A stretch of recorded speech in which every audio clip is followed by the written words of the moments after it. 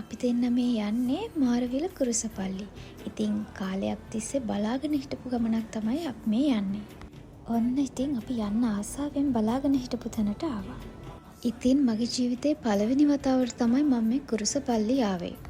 ඉතින් මම අහලා තිබුණ දෙයක් තමයි මාරවිල කුරුසපල්ලියේ දන ගහලා ඉල්ලපු දෙයක් ලැබෙන්නේ නැතුව ඉඳලා නැහැ කියලා. ඉතින් මාරවිල කුරුසපල්ලිය ගොඩක් හාස්කම් තියෙන තැනක් කියලා ගොඩක් අය විශ්වාස කරනවා. මෙතනට එන ගොඩක් අය දන ගහගෙන ගිහින් එයාලගේ ඉල්ලීම් ප්‍රාර්ථනා ජේසුට කියනවා. හාස්කම් ගොඩයි දේව මගේ මෙලොවට කියන කුරුස